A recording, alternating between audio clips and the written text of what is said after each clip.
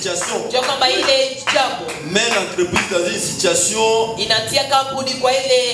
d'impossibilité de payer ses dettes, de payer le personnel. À ce moment-là, l'entreprise va procéder à la liquidation de tous les biens. Va vendre tous les biens qu'elle dispose pour chercher à diminuer les dettes. Malgré cela, il y aura toujours des dettes qui vont rester.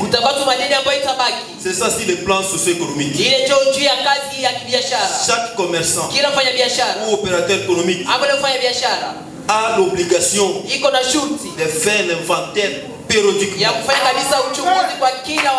pour connaître que si le marchandise qu'il a acheté et tous les frais qu'il a engagés, s'il évolue ou pas. Ça, c'est le plan économique. C'est pourquoi aujourd'hui, il y a même des églises du message qui se trouvent dans la situation de faillite spirituelle. Vous allez constater qu'une église du message, il n'y a plus de puissance. Même pour guérir un mot de tête. Dans cette église de message, il n'y a même pas de nouveaux convertis. Église na fubala. Inafanya kama ba 20 kama 30 ans. Utakuta tu ba fidèle nusu hivi.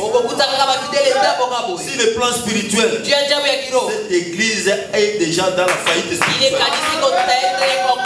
Il n'y a pas la présence de Seigneur. C'est pourquoi l'inventaire est très capital pour nous permettre, tel que la Bible nous dit, de sonder nos vies, d'éprouver nos vies, de les faire passer au creuset, de faire passer au creuset pour purifier toute saleté qui est en nous. C'est pourquoi nous avons dit que si le plan spirituel, un chrétien doit faire l'inventaire chaque fois de sa vie, contrôler toutes les choses avec la parole de Dieu. Parce que le miroir spirituel, la balance spirituelle, c'est la parole de Dieu qui va nous permettre de connaître notre état d'âme, connaître notre atmosphère spirituelle. Si nous sommes en contact avec Dieu, est-ce que vous êtes d'accord avec moi? Un chrétien doit vérifier sa vie à tout moment pour voir s'il est en connexion avec le ciel. Parce que si vous n'êtes pas en connexion avec Dieu, automatiquement vous êtes sous la prise du diable. Vous ne pouvez pas être dans les deux côtés. Soit vous êtes du côté de Dieu, vous êtes connecté par le Saint-Esprit, ou soit vous êtes du côté du diable. Il n'y a pas de position neutre. C'est pourquoi chaque chrétien doit vérifier sa vie régulièrement. Parce que la venue du Seigneur Jésus-Christ est proche. Le monde tend à sa fin. D'ici là, la grâce va finir pour nous, l'épouse des nations. Ça va retourner en Israël. Jésus-Christ revient à bientôt. C'est pourquoi le prophète a dit, nous devons vivre ces messages comme si Jésus-Christ revient après quelques minutes. Mais si nous avons nos projets de mariage, de construire l'église, de faire voyager nos enfants en Europe,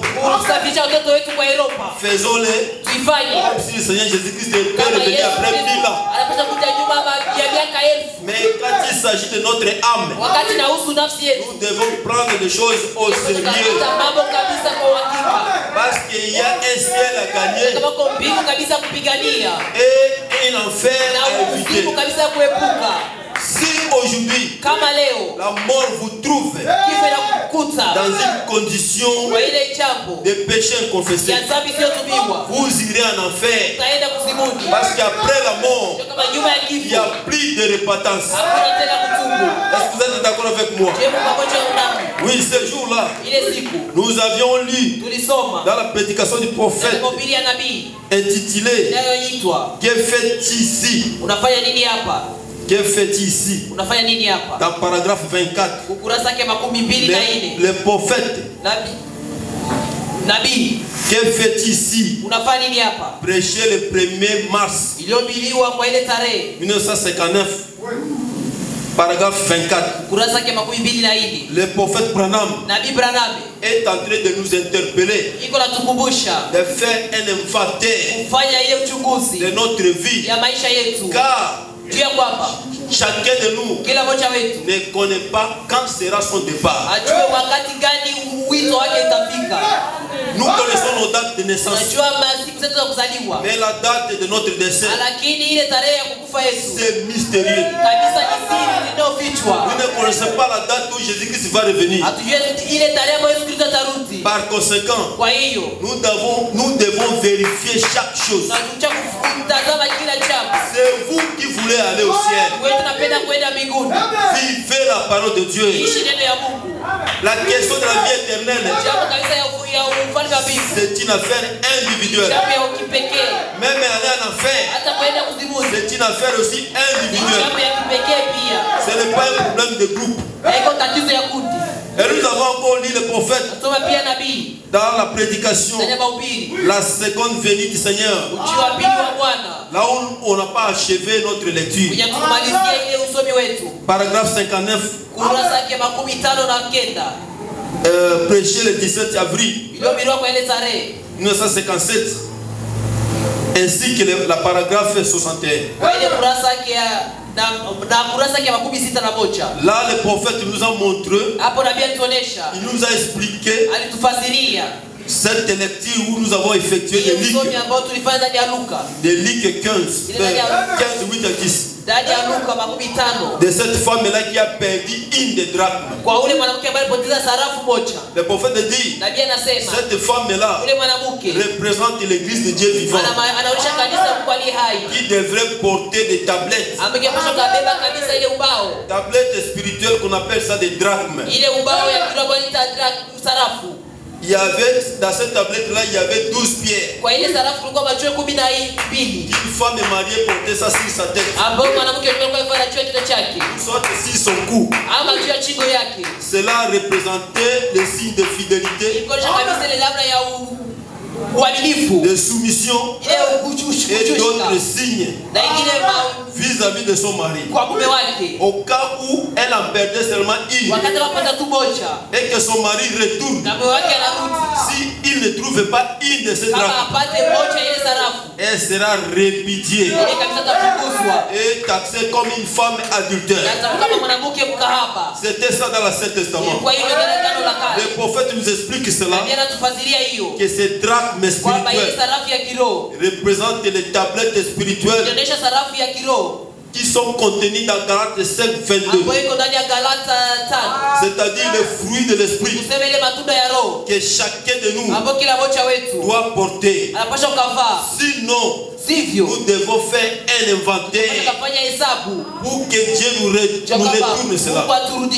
Parce que les fruits de l'esprit, chaque chrétien doit les posséder, doit les porter. Sinon, le Seigneur Jésus-Christ va nous répudier. Nous réalisons encore ce passage du prophète. La seconde venue du Seigneur Jésus, dans paragraphe 59. Oui, nous lisons là. C'est par là que nous sommes arrêtés ce jour. Le prophète dit ceci: si vous voulez voir cela, regardez dans Galates 5. Vous verrez que cette femme représentait l'église. L'église, c'est une femme qui est mariée à Christ. Shalom Tabernacle, elle représente une femme spirituelle qui est mariée à Christ. Et la tablette que l'église est supposée porter est mentionnée dans Galates 5. C'est la charité, la joie, la paix, la longanimité, la bonté, la douceur, la bienveillance, la patience. Voilà la tablette qu'on est censé porter dans l'église. L'amour fraternel, l'amabilité, l'amitié. 61. Oh, s'il n'y a jamais eu un temps où l'église devrait faire un inventaire pour voir si on a toutes les drachmes, c'est bien maintenant. Maintenant, pas demain. Le prophète dit c'est maintenant. A commencé ici à la chair jusqu'au dernier banc. Nous devons faire un inventaire, vérifier chaque chose. L'inventaire spirituel nous permet d'ôter toutes les saletés, du péché inconfessés qui sont dans le cœur. C'est ces péchés inconfessés qui empêchent la progression de l'église. Ça peut empêcher même la guérison divine dans l'église. Ça peut empêcher même des bénédictions. Vous connaissez les cas d'Akan. Cela a entraîné beaucoup de victimes innocentes. C'est pourquoi l'inventaire est très capital. Pour que nous puissions nous repentir de nos sales habitudes, sale caractère, de tempérament colérique, comme une scie électrique. Vous allez remarquer un frère qui traite son épouse comme une paillasson, comme un paillasson, comme un torchon. Il n'a pas même du respect envers sa femme. Et il frappe même sa femme devant les enfants. C'est un tempérament colérique. C'est diabolique. Nous devons nous repentir de nos sales habitudes de prostitution, d'adultère. Tu peux imaginer un papa de 80 ans qui est en train de courir avec des filles de 12 ans, 17 ans. Ça, c'est de la sorcellerie. Sorcellerie inconsciente. Yo papa mobimba nabana ya bato ya mike mike nabasi ya bato miso ezakaka ezo tourner lokola ventilateur. Vous devez vous repartir ce soir de ces sales habitudes, sinon vous irez en enfer. Le prophète dit ceci. C'est bien maintenant. Voir si toutes les drachmes, mais c'est bien maintenant. Il fait sombre. L'âge où nous vivons est un âge enténébré où le péché atteint son comble. Partout il y a de la souillure. Les capuchons de l'enfer a sauté. Tous les démons sont sur la surface de la terre en train de séduire. C'est pourquoi aujourd'hui vous remarquerez même dans les églises il y a des femmes qui se comportent comme des chiens pour chercher à séduire le Fils de Dieu. Mes chers sœurs, si vous êtes venus ici à l'intention de séduire le Fils de Dieu, vous devez vous repartir. Sinon, vous allez manquer l'enlèvement. Nous venons aussi pour rencontrer Jésus-Christ. Ce n'est pas pour venir séduire les gens. Si vous voulez séduire les gens, allez dans des boîtes de nuit. Ici, c'est l'aéroport. Nous nous préparons pour aller au ciel. Il y a des frères qui cachent leur bassesse. Ils consomment beaucoup les cargassons. Oh, les cargassons là, ça a une dose d'alcool. C'est très peu excitant. C'est pourquoi Il faut vérifier chaque chose. Nous venons ici non pour accompagner les gens, mais pour aller au ciel. Il y a des frères qui sont encore des voleurs. Les voleurs de l'argent de Dieu. Au monde, vous étiez un grand brigand. Vous volez des banques. Vous faisiez des cambriolages. Vous avez amené ça dans l'église de Dieu vivant. Vous volez l'argent de la dîme. La Bible dit, Abraham a payé à Dieu la dîme de tout. C'est pourquoi un vrai chrétien a l'obligation de payer la dîme de toutes choses. Vous avez plusieurs sources de financement, ou bien unité de production. Vous devez payer pour chaque unité de production. Parce que l'argent de Dieu, vous n'êtes pas son caissier. Les caissiers de Dieu, c'est les pasteurs de l'église. Le prophète dit, la dîme va au pasteur pour qu'il en vive. C'est pourquoi le prophète dit, les gens viennent à l'église, vivent comme le reste du monde. Ils vont dans des associations culturelles. Un frère qui est dans du Songa Songa, dans des communautés tribales. Ça c'est l'esprit du monde. Vous devez faire l'inventaire ce soir.